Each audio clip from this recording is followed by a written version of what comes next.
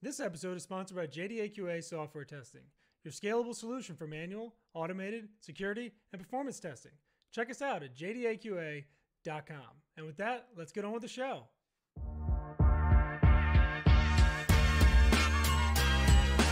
This is The First Customer, hosted by Jay Agner.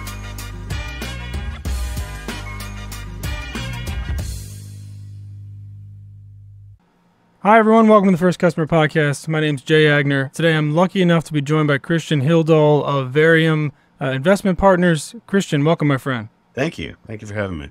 So Varium, I was reading the mission statement. It's wordy, but I thought it made sense to read it. Your mission is to create a unique and innovative partnership that is the next evolution of the relationship between RIA firms and their investment management solutions. So in layman's terms, what does that mean? Well, the easiest way to describe us, which is not totally accurate, is an outsourced CIO solution or a turnkey asset management platform. We're something in between. Those are two separate things. What I've tried to do and what makes us unique is that we combine the two. I've been fortunate in my career to have come across some great people. We all got a little bit tired in the middle of our careers of working for other people or kind of, kicking the can down the road. Decided to come together, built an amazing team. And so I got a couple of PhDs. I got a bunch of CFAs, guys with, tons and tons of experience in different aspects of investment management, which we think is going to be super important in the coming years. We think, there's general rising to the right, sort of easy market. Those days are done. And so expertise and experience is going to be very important. So what we do for advisors, and we actually do work for advisors and family offices, is we sort of come in and supplement, in some cases actually replace what they have been doing on their investment management. So from asset allocation to manager due diligence to trading, reporting, rebalancing, all the things that you would have an internal chief investment officer or an investment team do, we do for them. The thing that's not unique. There's lots of folks who do that. What makes us unique is the way we partner with those firms. And that is, we're not just a service provider. We're not just, charge our fee and go on our merry way. What we do is we actually allow the advisors we work with to own equity in us, build equity as our relationship grows.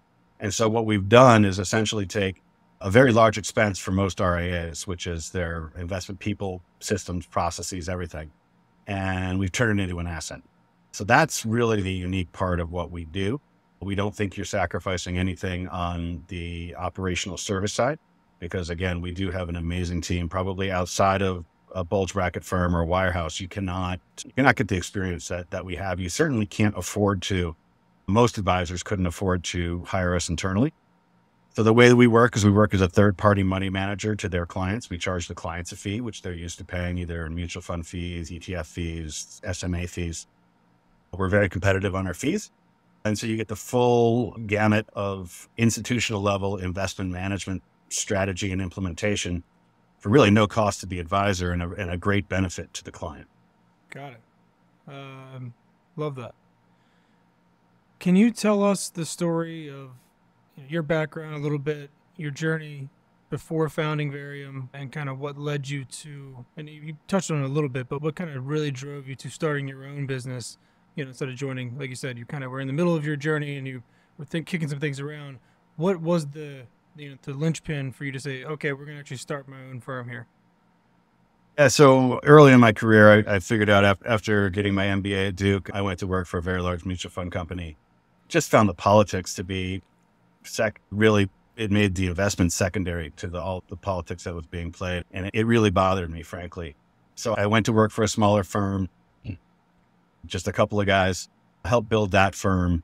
And then just ran into the typical sort of stuff. The guy who was the primary owner, his kid graduated from college, and he said, this is your new co-CIO. And I said, well, I've been doing this for a while, and I don't think he really understands what's happening. So there was some friction there, and I decided that maybe I would throw my hat in the ring and go out on my own. So that's what I did in 2005. And I ran a traditional RIA, working with individual clients, some pension plans, and building portfolios stock by stock. I was a portfolio manager.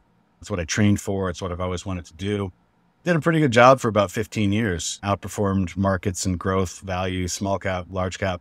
I developed a really kind of unique process for figuring out what companies are undervalued, fairly valued, overvalued, and we were a long only company. So, we would just look for the companies that were undervalued and invest in those pretty well. But I kept banging my head, outperforming the market very consistently.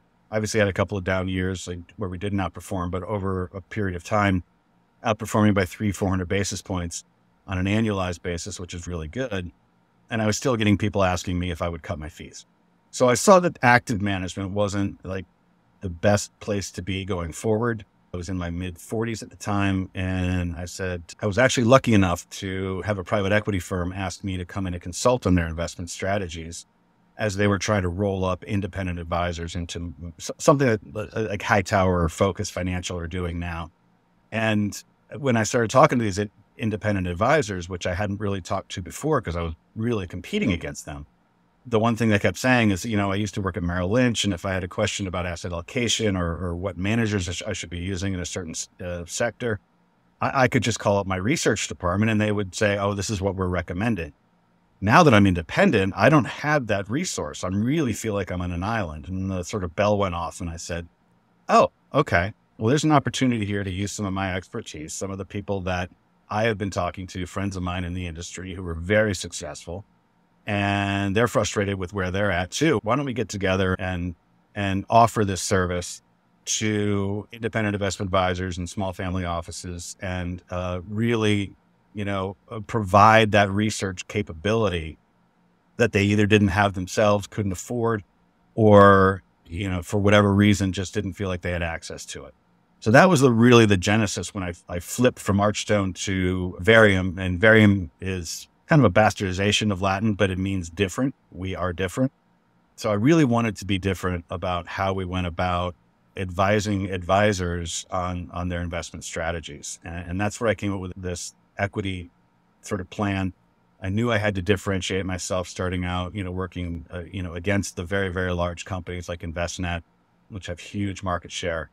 Just like, with a small group, but, we really want to focus on just a handful of advisors, help them grow their businesses, help them really deliver an institutional level investment strategy to their clients at a reasonable price. And so that's what we did. We sort of flipped the switch from being, portfolio managers to really being investment strategists and implementers of the entire investment process. So that's what we've been doing. We've been talking to folks across the country saying, this is what we think is going to be, specialization is really key word here. It's where you can really maximize the efficiency of your business. Managing money and gathering money are two very distinct tasks in this business. And if you're trying to do both, you're not doing either well. So you really have to decide what you are. If you want to manage the money, that's great. We wish you all the best. But if you're gathering the money and you're sort of farming it out to third parties, why not use us? Because we're a unified solution at a very good price. And, me and my team, we go up on your website as your investment. So we automatically multiply at least the perception. And in actuality, we do really multiply your capabilities within your firm, whether you're $100 million firm or a $2 billion firm. Putting a bunch of PhDs and CFAs with guys, with 25, 30, 40 years experience is never a bad thing. Yeah. I could see that being a really good strategy. Can you tell me the story of how you got your first customer at Varium? Maybe you touched on a little bit in the start of that, the private equity consulting, or did that lead to something else? Like who was your guys' first customer? Yeah. So it turned out it took us a long time to get our first customer. It was a real struggle because we started in a time when we were about, 6 years into a very sort of gentle bull market. 2018 is when we really sort of made the switch. We started, jettisoning our clients that we had in the old RIA, and we really started focusing on advisors and family offices. And they just said, we don't need you. We're doing just great. We're not going to call our clients right now when we're doing fine and say we're switching everything up, which I understood, but it was also very difficult because I was trying to build a business. I said, I think this is a better mousetrap. I think this is a better way to go for the future, not just the short term, but the medium and long term. So it took us a long time.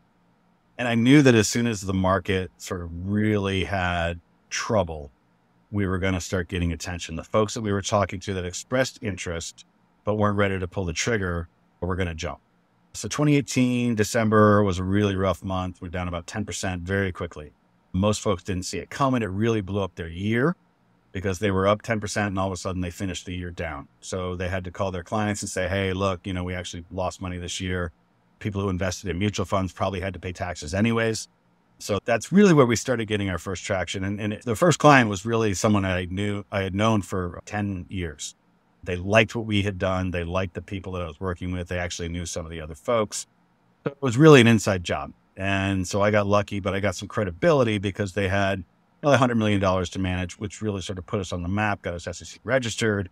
And we were able to go out and say, hey, we actually do have a client. This isn't a theory. This is actually a business.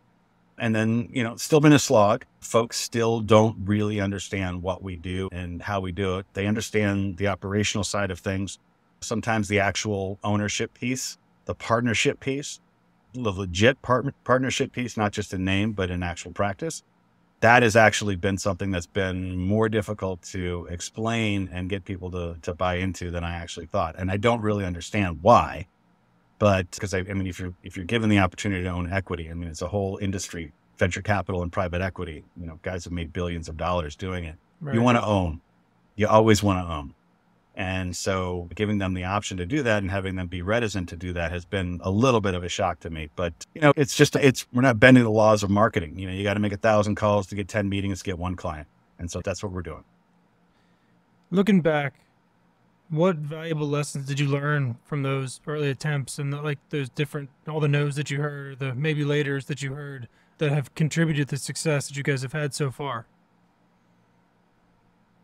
The biggest thing is humility. And, you may think you are the smartest guy, have the best team, the best process, best experience, a brand new way of doing things that just is bulletproof in your own head. And people just don't see it. And whether that's you not properly explaining it or it being too convoluted, there's something wrong. And so even though you think it's masterful and brilliant, the proof's in the pudding.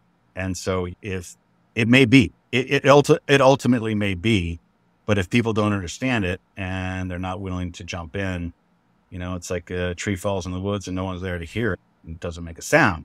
And so perseverance is primarily the thing. You got to check your ego because, look, for better or worse, my life's been pretty easy. I've always found school easy. I went to really good schools. I always had really good jobs. I enjoyed what I was doing. And here I was for the first time in my life in my mid 40s, teenage kids going, off to college soon, bleeding money and not getting the response that I thought. I thought I would be basically beating people off with a stick saying, no, we're just going to take the best of the best. And it turned out it was crickets. And so perseverance and constantly reevaluating what you do and how you're doing it. And then just, fighting the depression of just hearing no all the time, finding other outlets, I started a yoga practice. I started meditating. I started doing things that I just had to get out of this sort of death spiral of constantly hearing no, or maybe later, or sounds really interesting, but not now. It was very frustrating, and financially it started to be a pinch. But you have to persevere. If you believe in what you're doing, you really have to persevere. If you're going to be an entrepreneur, which I consider myself to be, you have to sacrifice. And there is no easy path. There is no magic bullet. Again, I'm not bending the laws of marketing in any way. And so you just have to persevere. And you have to hope that your partners are willing to persevere as well, because they took big hits on what they were making too. And, right. We were all in it together. We decided we were going to do it. We decided that, and often what we did is we said, all right, everybody go back, take a blank slate of paper and come up with the best business plan you can possibly come up with. I kept coming up with the same idea and it was Varium. And my other partners came up with some other ideas. We integrated some of those ideas. Some of them we were like, oh, maybe that's not exactly what we want to do. We can probably make some money doing it, but that's not where we want to go. Staying focused on what we really believed in and then persevering through it. It's really the key. And there's no other way to do that other than through just hard work and grinding. Yeah. Great answer. As an expert in investment strategy and portfolio management and all those financial asset kind of areas, What advice do you have for business owners who are looking to optimize their investment offerings? Well, it's sort of the same thing as what I just talked about, is really radical honesty. Are you doing the best for your clients that you possibly can? Or are you just doing what is easiest for you? I'm really surprised a lot of times when I dig into the books, the investment strategies of a lot of advisors that we start to work with. And we are privy to, we do get past the no phase and we get to the maiden phase. And here's a sample portfolio. And I'm always surprised. I'm like, well, send me a couple. Send me a couple of folks who are, basically have the same risk appetite and the same time horizon. And then you get two portfolios that are vastly different. And you're like, well, if they're exactly the same and they should be invested the same, your entire book of business should really have like 5 portfolios, because that's really, at the end of the day, 98% of people, maybe even 99% of people, don't have to have some bespoke, very special asset allocation because they just don't have, a large real estate book of business, or that's where the majority of their wealth is, or they don't have a large block of stock. Most folks are just kind of grinding away, $500,000, $1 million, $2 million, not wealthy, but well-to-do and comfortable. Very rarely do you run across somebody with 50 or $100 million. Those folks you have to do something special for. But just kind of standardizing the book of business, standardizing the investments across that book of business is really the key to efficiency and maximizing your time. Look, I don't care how rich you are, I don't care how smart you are. One thing you can't buy, borrow, or steal is time. Time is time. And if you're wasting it, you're wasting money. And so that's what we do. We actually, consider ourselves to be basically a time optimizer. That's our main task for what we do for advisors. We say, look, if you're spending 20% of your time on investments, that's not enough. You're not doing well enough on your investments. If you're spending 50% of your time, that's not good for your business, because you could be building your business 50% faster if you were servicing your existing clients better and looking for new clients. Because the bottom line is, the more clients you have and the more assets you manage as an investment advisor, the more money you're going to make. It just falls straight to the bottom line. Right. So that's the key. Is just basically figure out what you're really good at, figure out what you're not good at, outsource what you're not good at, and focus on the things that you are good at. Really understanding how, bringing in people and expertise outside of your own self, and dropping the ego of saying that you're good at everything, because nobody's good at everything. I learned that the hard way. I always thought that I could do it all and it didn't matter. Just give me more and I'll figure out how to make it happen. Well, that's the law of diminishing returns. You're going to start doing everything worse. And that's to the detriment of your clients and ultimately to your business. If you had to start Varium over tomorrow with everything you've learned, same business, same concepts, what would be step 1 for you? Well, I'd probably take on an outside investor. And I had the opportunity to do that. I said, you know what? I think that I can be cash flow positive in the first year. And again, I'm going to be beating people off with a stick, because no one else is offering this type of, if we do this really, correctly, in 5 years, we could have $1 billion valuation. And even if you own 3 to 5% of this, that's $30 to $50 million that basically you were giving away to somebody anyways. You just created a giant asset for you and your family. When you really put pencil to paper, you figure out that, this, if it is successful, it could be, massively successful for everybody, including the end client. But if I was starting it over, I would say, okay, what if things don't work out? What is the worst case scenario? Is my family going to suffer? Are my financials going to suffer? Am I going to, have to figure out, how do I have to rejigger my life in order to make this dream come true? So actually, probably I wouldn't change much. I might change the timing of it a little bit and have waited for, kept the other business going while I really had that first client locked in, which I didn't have. That may be the best advice, is make sure you have that first client, that anchor tenant, so to speak, before you launch and really kind of jeopardize your financial future, your emotional future, and everything else. You can't always have that. But if you can, I would certainly recommend, if you can get, maybe a little bit of a jump on the gun. Sorry. You can, I thought I turned. that's the key. But I wouldn't change much. I mean, the struggle was hard. Looking back on it now, I really did struggle. My guys struggled, and we're still struggling. We're not anywhere near where we want to be, but we're sort of past the point where we don't have to consider going to do other things. So not a lot that I would change, but probably make sure you have enough money, make sure you have maybe even a backer, make sure you have expertise and even a mentor. I had something of a mentor on the investment side. I didn't really have it on the being an entrepreneur and business side. So that would be the one thing, is I'd say make sure that you have somebody who can help you, who knows how to build a business, and then have the capital to back it up.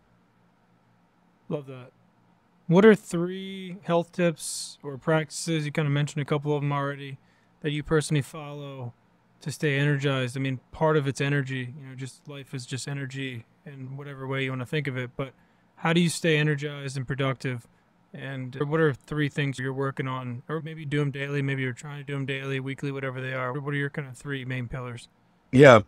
So for a while, I really kind of fell into a rut, and I put on 30 pounds. I was just sitting at my desk, eating whatever I could eat, whenever I could eat it, not really exercising, not following any kind of schedule. I would sleep when I wanted to sleep. I would, stay up all night. I do a lot of programming, and that just really started to weigh on me. I got up to 233 pounds. I'm 6 feet tall. I am pretty broad, but I really can't carry 233 pounds. So about 18 months ago, I decided I was going to get on a schedule. I was going to stop working at a certain time. I was going to eat meals at a specific time. I was going to eat good meals. I wasn't going to just go down to Wendy's and grab something because it was quick. So I was going to eat clean. I was going to prepare food, for the week, so I could just go down to the fridge, heat something up that was healthy. And then I made sure that I was exercising, whether it was just go for a walk, just a mile walk, or, I'm now walking about 2 or 3 miles a day. I do yoga 3 times a week, sometimes 4. I go to the gym the other 3 or 4 days, because you got to get that energy out. And if you don't, that energy is going to go into something negative, most likely. So it's really staying to a schedule, eating healthy, and making sure you exercise, make time to exercise, because it's the easiest thing in the world to say, I don't have time to exercise. But you know what? It's as valuable as air. And for me, it's been that. I'm down to 200 pounds. I still want to lose another 5, but I feel better. I feel way more energetic. Mind is clear. And that's been the key, is just trying to get on a schedule, eat healthy, and exercise. Well, you look great. Congrats on the weight loss. That's not bad for 53, right? You look great, man. You'd pass for 52 any day, man. I know, right? Better than 62. You look great, and I love to hear that sort of journey. I wonder if something happened 18 months ago, because I did something similar 18 months ago, and I've heard it about 16 to 24 months. There's a weird, maybe it was coming out of COVID. It is COVID. It was COVID for me, because That's what it was. I sat in my basement like everybody else, and saw the world coming to an end, basically, as we knew it. And that was depressing. I went through a breakup. I had a relationship of 5 years that sort of fizzled. Part of that was, I think due to the fact that we were 24/7 with each other. And so, yeah, that was the catalyst. And it just said, you know what, I got to get my stuff together, because that breakup was my fault. And I just said, you know what, I got to change my life for myself, primarily, for my future partner, whoever that may be, and for my kids, who were, my daughter started college in 2020. So she lost her senior year and her freshman year. I felt really bad for her. And then my son just started at Dartmouth in 2022. And that was when I said, these are really great kids, and I want to be around for my grandkids, for their kids. And at my present pace, not only am I not terribly happy, but I'm not terribly healthy. So, and my dad had died in 2022, and he had not taken care of himself. He died of heart disease and diabetes and all this stuff that, unfortunately, I have high blood pressure, and I have, I'm pre-diabetic, just based on genetics. I eat, I don't know how I can eat better, but, so those were concerns for me, and they started weighing on me. And I decided, do I want to, burn out and die at 70, or do I want to, be around until, God forbid I lose my mind, but I don't want my body to be the reason why I'm not here. Love that. I think I'm trying to live to the point where they can just download my brain into a computer, and I can just be a robot forever. That's my goal. We'll see if I can make it. Yeah, that's what the world needs is me forever. That's what I mean. It sounds like you've got a lot going on, so maybe Right. we do. So, mystery question time. If you could do anything in the world, non-business related, and you knew you couldn't fail, bucket list item, something you wanted to do forever, what would it be? I mean, I love Elon. I would love to go to Mars. That would be cool. That's a great answer. I usually get going to space, but going to Mars, that's beautiful. I love Yeah, I think that would be, I mean, the challenge of that, just trying to stay alive up there, like you'd have to constantly be vigilant and thinking, and present has been tough for me to, I'm still trying to, be present. I think we all are. Can you just imagine, every step is like potentially your last? I guess that's true here too, but really there. So you got to be on your game. That would be super cool to be the first person or first group to be on Mars. That would be something that I would do. I wouldn't do it because I wouldn't, again, I love my kids and I think they're going to live fantastic lives and have wonderful children. And I wouldn't want to give that up. But if I could do it and I didn't have that, if you could do it and come back. Yeah. Well, you can't fail in Yeah, this I don't scenario. think you come. I don't think. Yeah, I think the first people going to Mars They're just ain't going. coming back. They're just going like, well, look, it's your scenario. You can't fail, so you can go and come back. So Yeah. we'll All right, cool. We'll give that to you. If people want to learn more about you, Christian, if they want to learn more about Varium, how do they do that? Where do they go? They can go to www.variumip. That's VARIUMIP as in investmentpartners.com. All right. I will link that in the show notes. It was fantastic meeting you. I appreciate your time today, and let's catch up again soon. All right. Thanks, Christian. Thanks. I appreciate you. See you, man.